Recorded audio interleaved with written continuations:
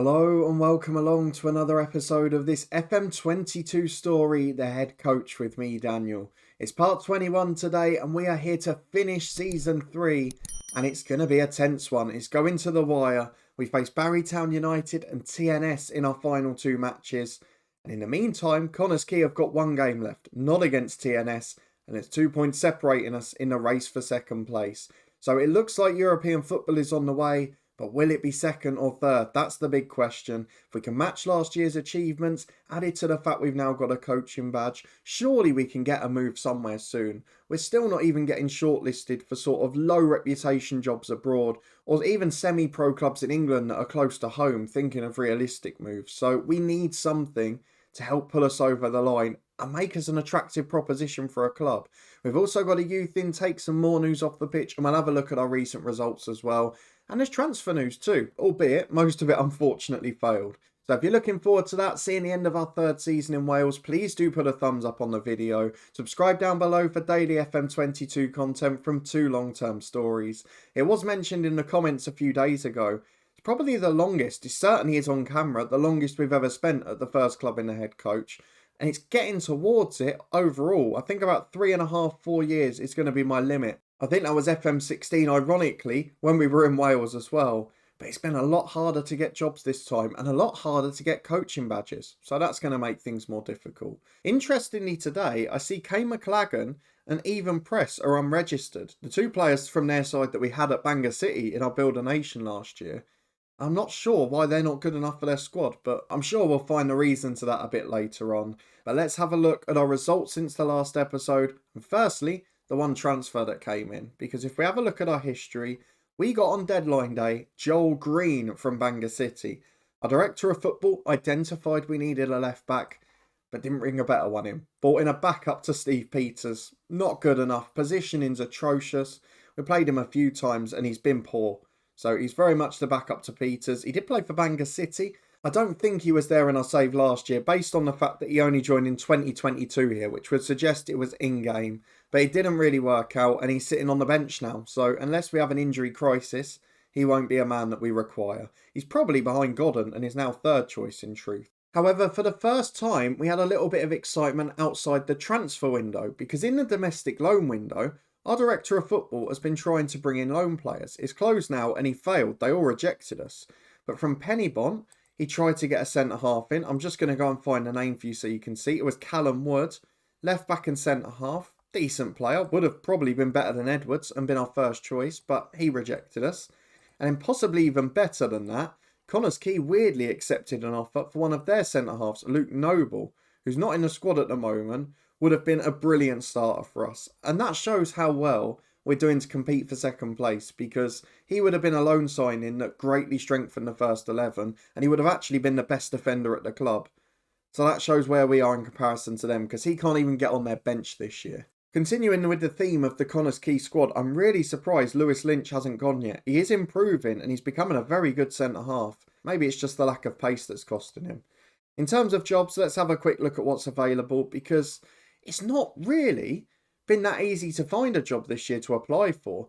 We tried a few in this sort of Scottish League 1 and League 2 range where there might be semi-pro clubs but with a bigger reputation. Cove Rangers being an example, but we get nowhere near. We can't get shortlisted to local jobs to our house, so we've tried the likes of Boreham Wood, Stevenage, even St Albans in the National League South. Didn't work. And we've tried a few jobs abroad where the clubs are 2-star reputation or lower. Not had any success. So I think at the moment, we're either waiting to get approached or for a coaching badge to be complete. We had our first one last time out, and immediately after, the board, fair play to them, have agreed a second. So our reputation is now a full 1-star. We're going for the second badge, which should be done around the start or the middle of July. And we've also got a year's contract, so we've got a job if we don't get anything in the summer. So we're in a really good position. I think we've got to say that. Our win percentage is over 50%. We only concede about 1 a game. We're pretty tight-knit defensively. There's a lot, surely, that makes us a desirable manager. Maybe if some of those attributes keep popping up, we'll have a chance. But I'm frustrated that we're not able to get more opportunities. Maybe that we deserve based on our first 3 years here.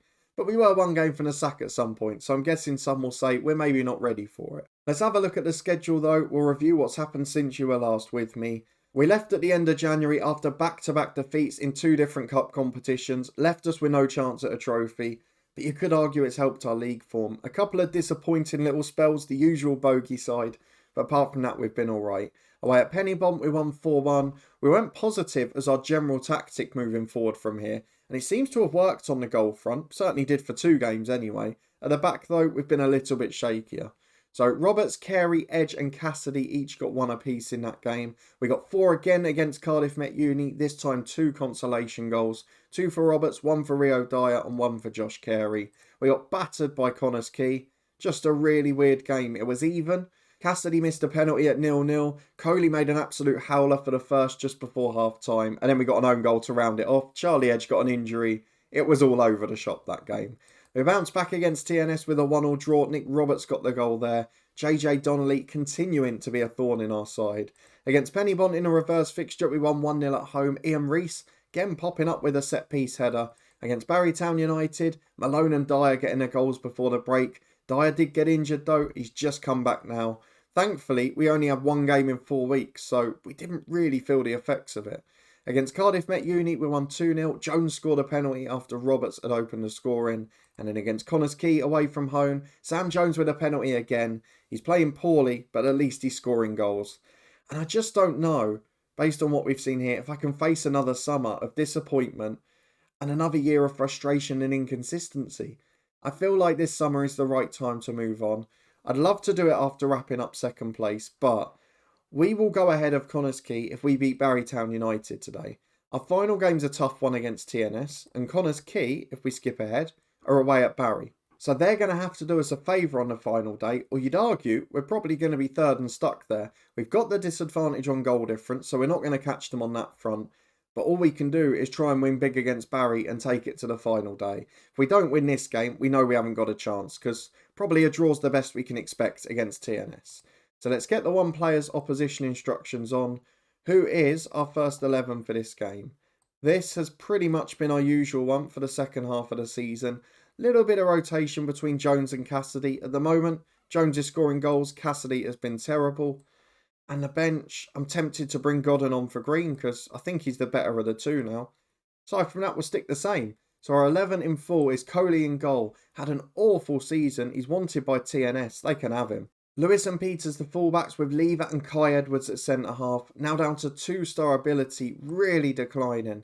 And this will be his last season. If we're here next year, it will be Jesse Naylor. But ideally, we really need a centre-half. We've got Edge and Dyer, the wingers, Malone and Carey in the middle. You can see the midfield's certainly strong enough. And then Jones and Roberts up top. 22 goals again this time for Nick Roberts. He's come round again. He's delivered when it matters most. Now let's see if he can do it today. Away to Barrytown United in a penultimate game of the season. And based on our last fixture and Connors Keys, it's must win. Let's see if we can do it. And here we go. Not many big names in that Barrytown United team. The likes of Harry Clifton, former English Football League players, they're probably the biggest ones. But arguably 2 of the best players are unregistered, and we don't really know why. If he wants to sign them in the summer, the director of football, I'd be very happy. But they're playing their narrow tactic. Let's see how it pans out. 5 minutes gone, Barrytown United on top. As it's a throw on the left-hand side for Cefn Druids. A quarter of the game gone with no action as the ball's into Malone in the box. Oh, Robert's shot hits the last man. It's a good block in the end. It's away as far as Kai Edwards. Not the best start to the game. Not many highlights, not many chances. But we are the ones on the front foot occasionally. As Carey gets it in the middle to Jacob Lever. Over the top towards Nick Roberts. Up with a keeper. Chooses to punch. Carey down for Malone. Shots blocked. The lads are just getting a little bit hasty, a little bit panicked in their decision making. Dyer tries to change that by picking out Edge. He takes on his man. Can he get the cross in? He can't, but he goes back to Peters. Into Nick Roberts. I tell you what, that's a stunning header. He's missed a lot of chances this year and he's not been quite as consistent in front of goal. But that, when it matters most, is directed right in the top corner, and although the keeper gets a hand on it, he's never keeping it out. Can Barrytown United come straight back at us though? We seem to be collapsing defensively. It hits the post from Smith and Coley will clear. But what a way to do it from the kickoff, eh? Give them a great chance straight away. Having said that, it looks like we're about to reach half-time ahead. It's 1-0. It's been an even game, so I wouldn't say it's over yet. We've had a couple of collapses this year already. And here's Jones, down the left to Charlie Edge. Can he deliver the cross? He's not had a good game so far. He's got 2 behind him, gets to the byline. Inside to Carey. Cross is poor towards Jones. It's cleared away easily by Barry Town. Kai Edwards picks up for Lewis. Down the line to Rio Dyer. Really developing into a star now. Can he pick out the cross? Gets to the byline. Delivers in. Keeper's missed it. Oh, who's in goal for Barry Town United? Are they a Cefn Druids fan? Because I cannot see how he lets that happen. Awful goalkeeping from the Barry Town number 1. And at half-time, thanks to Nick Roberts' 2 headers, 1 brilliant and 1 a tap-in, it is 2-0. It's comfortable. And the race for second place is still very much on. So we're going to tell the lads to keep it up, get into the second half. Let's just hope it's plain sailing now. Like Barry Town United want to change that. They've got their own corner. Headed away by Lewis. Clifton will recycle it. Works down the left-hand side to Greening. Gets to the byline, the corner taker. Back to Webster, into Stevens. Completely unmarked with the header. Thankfully, it's over the bar, though. We survive an early scare. We've got to be better than that. And we've got a free kick on the left-hand side with Charlie Edge. Good delivery to the back post. Not often Rio Dyer loses a header out there. Allman brings it forward. They've got a counter on here. Goes back to Webster, though, and Dyer nicks it. Brilliant recovery run. Roberts up towards Jones. It's poor, and it doesn't reach its destination. Richards can play out from the back for the host to Pearson. Over the top, instead finds Allman in the centre circle. Automatically assumed he was shaping up to go long there. Instead, it's a lovely move. Allman gets in. It's a wonderful save by Coley. He's had a lot of bad moments this year. Still a great shot stopper, one of the best keepers in the league. But very inconsistent. The lack of concentration is harming him. But we survive it. 10 minutes gone in the second half. We still lead 2-0. But it's getting tighter this game. And what was that from Jones? Absolutely atrocious from the target man. Plays it back 50 yards to the Barry Town man. And now they've got a counter on. Lever does well to mop up for Coley. If we'd have conceded from that, he would have been straight off. And either way, he's retiring end of the year. And I don't see a place for him. Because he's been really poor for this club. Whether Ben Williams will decide otherwise, I don't know. As Pearson gets the ball on the right back area, Barry Town United can play forward. We're past the hour mark. And I feel like we're starting to lose a bit of ascendancy in this game. We're definitely starting to get caught out physically. As Pearson gets to the byline, into the back post, Kane Lewis heads away to Webster. It's an aerial onslaught from the host, into Breed. Good save, Coley. I tell you what, he's having a blinder today, and he's turning up when it matters. Might have cost us a few points earlier on, but at the moment, he's just about keeping us in this race. Webster heads wide. We're going to make subs, because we need to change the momentum in this game. Well, I know it seems a little counterproductive. What I had done is made 2 changes. Cassidy on for Jones, which you can see there. And then also bringing on Evans for Charlie Edge. I'm not sure what's happened, why one of them's worked, one of them hasn't, whatever else is going on. Let's just make sure that one is done. It is. And now Peters has picked up an injury, which for the last day might be a problem. I know it's an area we've got lots of depth, but not a lot of quality. So Scott Godham back in the squad. And now back into the team too. We've gone positive, which seems counterproductive. But given the fact that we're in a position where we're just getting overrun, I'm hoping it'll drag us a little further up the pitch. And based on the amount of highlights we're seeing now, I'm guessing that's worked because it's really dried up. Barry have gone to a front 3. They love playing the 5 at the back though. But I think we're going to hold on. It's going to be a 2-0 win for Cefn Druids. We are in second place going into the final game of the season. The problem is we're playing the champions TNS, and Connors Key have got this lot who we've just beaten comfortably. So let's go and skip ahead, see how we get on, and see if we can be the best of the rest for the second season running. Well, we are back for the crucial and decisive final game of the season. 1 point ahead of Connors Key, but a worse goal difference and a harder opponent on the final day in Champions TNS. Very quickly before we do that though, as always at this stage of the season, let's have a look at our youth candidates. From this year's intake, again, a pretty good one without being spectacular. Lots of players that have the potential superstardom in them, but none that are ready yet. So Sean Huxley, a right winger. I think what you've got to bear in mind is this guy's 2-star ability shows you how weak our squad is. He's a left-footed right winger, doesn't really suit us. And let's be honest, he's only 2-star because he's great physically. If he didn't have that, he would be absolutely useless. At left back, Brad Wilkins, can't tackle, can't really mark, can't cross the ball, no composure, not good off the ball, and rubbish positioning. Not my type of left back. Stephen Sides, another right winger with massive potential, but 2 for crossing, 4 for dribbling, 3 for finishing, and 4 for passing. That's technique for you. He's not going to be going anywhere near this first team. And Graham Terry, a right back, 5-star potential. He's actually a little bit better technically, and he's got a good personality. It's just the physical side that's an issue for him. And unfortunately, even though he's only 15, we're probably never going to get to see him develop. But he's one that I feel could. He's only 5'2", but surely he's still going to grow a bit yet. But lots of decent players, again, you can see even further down the intake, there's people with 4.5-star potential that aren't even considered elite talents. So it's hard to judge because we don't know how good really our head of youth development's judgment is in the grand scheme of things. But he signed most of them up. We keep them coming through, but there's not a lot of quality in my eyes. Certainly not like the first season. Let's go and get into the big second game though. It is a crucial one against TNS.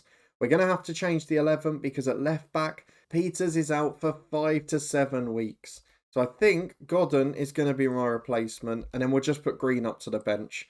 I know the assistant loves Green, I guess just because one of the staff signed him, but not for me. The rest of the team is the same. One enforced change with Godden coming in. Let's see if we can get a result, and more importantly, if we can wrap up second. Come on, Barrytown United. 6 changes for TNS. They're out of the Welsh Cup, interestingly, so the 1 year that we didn't go on a run is the year that they got knocked out. It was by Pennybont, I think.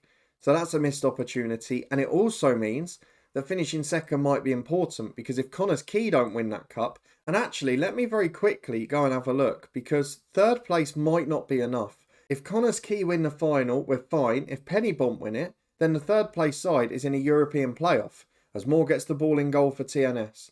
Got a chance to play forward, goes long over the top. Lewis knocks it down, but it's not a good touch. And Leahy straight on the counter. TNS are going to take the lead, aren't they? Clements into Andrews.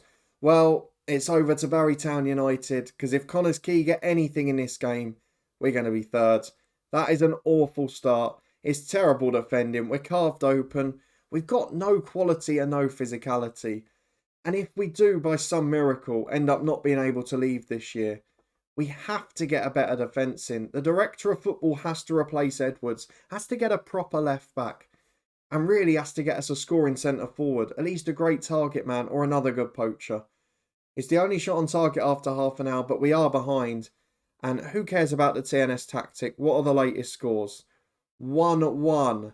Connors Key back on terms. Barrytown United, you've proven you can score. Now go and do it again.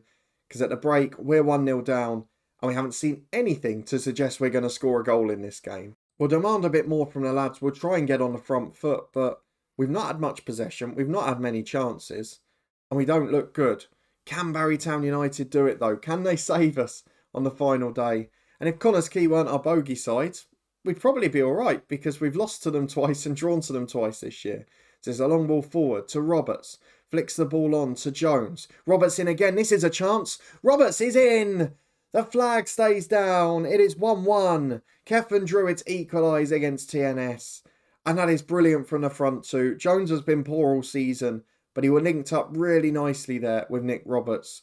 Now we need Barrytown United to hang on, and we need to hang on too. Though immediately, Reddy goes from distance. It is just over the bar. We survive it. As it stands, we're still 1 point clear. But how long is it going to last? A Barrytown United goal would settle me. And some tired legs here with only 5 days between the games. Let's get some fresh ones on. So, Dyer on the right, replaced by Ian Reese. Real breakthrough year for him. We'll also bring on Yelani Bio. He'll be a big box-to-box midfielder with Malone there in the middle. And really, we could do with taking Edwards off at centre-half. So I'm going to bring on Jesse Naylor. It's a risk, but I feel the extra physicality at the back might help us. I'm not saying Naylor's good physically, but he's better than Edwards pace-wise at the minute. We are keeping our eyes staring at Barrytown United v Connors Key. There are 5 minutes to go here. Can we hang on? Can Barry hang on? It looks like both might happen. We have hung on. Barrytown United, have they? I think they have. I think we've snuck second by a point, courtesy of a draw against TNS. Please let it have finished that way, because then we don't have to worry about the Welsh Cup final. It has. Second place by a point, nowhere near as good as last year. But we're runners up. We've achieved brilliant things and we've got them in Europe again. Now someone, please sit up, take notice and offer us a job, because we need to get out. This side is getting older, it's declining. You can see how much Connors Key have caught us. It's a miracle we've nicked second. We'll finish off very quickly with a season review and then hope that when we come back next time, it'll be a transfer special with a brand new club. And here is that season review. Despite another cup final, this time the League Cup, we are trophyless as we encounter TNS every time. We bottled it then in the Welsh Cup early rounds and they were the side that went out that year. Let's have a look at the signings though. We've got to say, some of the players that have come in are really good. Rio Dyer is a superstar. He's wanted, so I can't imagine him staying this summer. I wouldn't mind him at our next club if it was English non-league or lower leagues in Scotland, even abroad. He's got all the attributes and he's also 6'2" and great in the air. I think he'd really improve with professional training as well. A big shout out for Josh Carey, solved a problem in midfield early in the season. The issue is, how do we get someone on loan as good as him next year? I can't see Ben Williams doing that. The likes of Jones was a bitter disappointment, Green wasn't the best signing, and Scott Godden didn't really offer a huge amount. Players out, Pavel Vieira doing okay at Pennybont, otherwise not really anyone worth mentioning. In terms of the season, we finished second, our average home attendance creeping up again, and Nick Roberts was the competition top scorer. We added a bit of money to the coffers by winning a qualifying round in the Europa Conference. We did really well against Drita with a depleted squad, but as soon as we faced a half-decent side or a professional side, we got absolutely tanked. Kairat Almaty beat us 7-0 on aggregate, and I don't see how we're in a better position next year, particularly with Sam Jones retiring, with Carey going back from his loan. It's only going to make it harder, so we'll see how that pans out. Hopefully, we won't have to be here to discover it. The match to remember was apparently the 1-1 draw away at TNS early on after the league split. I don't remember much about it myself. I don't think it was that memorable. Goal of the season was Malone, who scored a winner against Cardiff Met Uni. That was when we were really struggling earlier in the year. I think that game was on camera as well. And then a 4-1 win against Aberystwyth was the biggest one of the season. No real tankings this year. We didn't have any great days at the office, but we were consistent enough overall. We didn't have any horrid runs where we lost 5, 6, 7 in a row. And that's ultimately what kept us in the race for second. The sponsorship is slightly down. The match day stuff slightly down, but everything else up. And to be honest, the competition prize money has changed this club around. Nearly $500,000, mainly because of Europe. And that's up just your 450 grand since last year. Let's move on to how we lined up. Is this our best 11? Definitely the midfield four, definitely the back four and keeper. It's only Cassidy and Jones that were pretty close, but both of them bitterly disappointing. And both of them now over 30, adding to my problems with this squad moving forward. Let's look at the accolades, any new ones this year. 16 clean sheets for Coley, would have been more if he didn't have Dropsy part of the year. Youngest goal scorer Ian Rees, he had a great year. I really like him, he's a good player, and I almost want him to go to a professional club where he can develop and improve. Sam Jones, the oldest goal scorer, 6 man on a match awards for Charlie Edge, still producing the magic moments and plenty of assists as you can see. And Nick Roberts winning most of the awards, with just Charlie Edge taking the main player of the season one. So a very good year on the pitch in the end. Not the most consistent, a bit frustrating to be part of, but we did well. We got good results. And to be honest, we've reached our limit with this side. We're not going to topple TNS while semi-pro. TNS are too good domestically and not good enough in Europe to fall back. And at the moment, that's just where we are. So I feel like we need a new challenge. I'm finding it very hard to get any sort of shout out for a job. I'm going to start applying for some again. I'm going to do it all summer, particularly once the B licence comes in and we get that second coaching badge. I feel like we'll have a better chance, but we'll wait and find out if that works out or not. Will the next episode be a transfer special and a European start with Cefn Druids again? Or will it be managing a new club? You let me know in the comments what you think. If you enjoyed the episode and seeing a sneak second place, please do put a thumbs up on the video. Subscribe down below and turn that notification bell on for daily FM22 content. We're back with Hemel Hempstead tomorrow. It's been a bizarre start to the season. If you haven't seen yesterday's episode yet, please do check it out. I think it's the first proper meltdown of my FM22 stints. The mobile series continues every day at 11:30. This one will be back on Sunday afternoon. But a massive thank you for watching. Please do come and join the live streams if you haven't already. We're live on Twitch tonight at 6 PM. You can see the link in the eye above. But a massive thank you for watching. Your support for another season. Hopefully our second job is soon to follow. Is that wishful thinking though, or will it actually happen? Join me next time to find out.